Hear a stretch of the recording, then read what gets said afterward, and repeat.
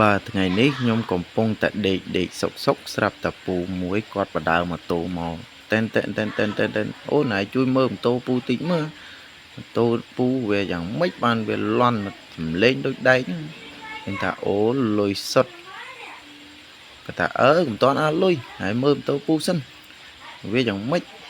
ខ្ញុំក៏ងើបទៅបដើម៉ូតូគាត់ធាក់ជើងមកគឺលន់ដូចដែកមែនបងប្អូនឥឡូវខ្ញុំឲ្យបងប្អូនស្ដាប់មើលទៅម៉ូតូនេះគឺទេ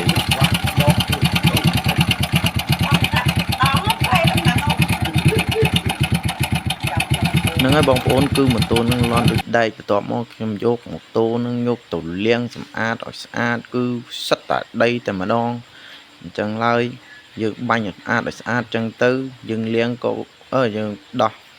ទៅក៏វាមិនប្រទេបអតាជាប់ដីញ៉ែអាញ៉ៃគឺយើងមួយទៀតយើងក៏ចំណេញសាំងលាងដែរបងប្អូនគឺទម្លាប់ខ្ញុំតែប៉ុណ្្នឹងមុននឹងខ្ញុំរើម៉ាស៊ីនមួយគឺខ្ញុំបាញ់ទឹកលាងវាឲ្យស្អាតទើបខ្ញុំដោះបានវាមិនប្រឡាក់អាញ៉ៃហើយម៉ូតូនេះគឺគាត់ឲ្យខ្ញុំធ្វើរើមកកណាត់មុខនិងរើខាងស្បែកពូម៉ូតូគាត់នេះដាក់លេខគឺអត់ទៅមុខទេចឹងថាម៉ូតូយើងជិះឲ្យថែប្រេង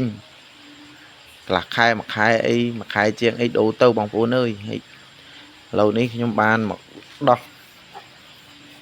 មកកណាត់មុខហើយគឺម៉ូតូគាត់យូរឆ្នាំដែរហើយម៉ូតូនេះគឺសេរី014អញ្ចឹងវាអាចនឹងអស់វ៉ាត់អស់សមីអីហើយអញ្ចឹងយើងដោះទាំងអស់គ្នាបងប្អូនចាំទស្សនាទៅតែមើលខ្ញុំដោះមកវាមានអីខ្លះនៅក្នុងហ្នឹងតែខ្ញុំសង្ស័យប្រហែលជាមានកែបហើយបានវាលន់ដូចដែកអញ្ចឹងអានេះខ្ញុំនិយាយទេលេងទេបងប្អូនកែបឯណាទៅនៅក្នុងម៉ូតូកើតនោះគឺវាលន់ច្បាក់លកាមនឹងហើយច្បាក់លកាមគឺយាស្តតតែហ្មងកង់ត្រកង់សកត់អីគឺអស់តែហ្មងដោយសារអីដោយសារគាត់ជិះមិនសូវដូរប្រេងជួនកាលចឹងមិនថាម៉ូតូចាស់អ្នកខ្លះបានតែអាងគ្នាតែចាស់ជិះមិនខ្ចីដូរប្រេងហើយដើរសុំប្រេងគេអាប្រេងគេដូរម៉ូតូគេថ្មីឃើញនៅស្អាតហ្នឹងអូនឯងទុកឲ្យពូ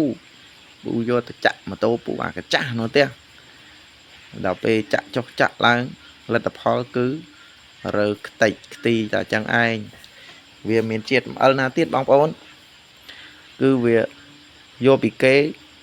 ដូចយើងខ្ចីយកអាវចាស់គេយកទៅពាក់ចឹងណា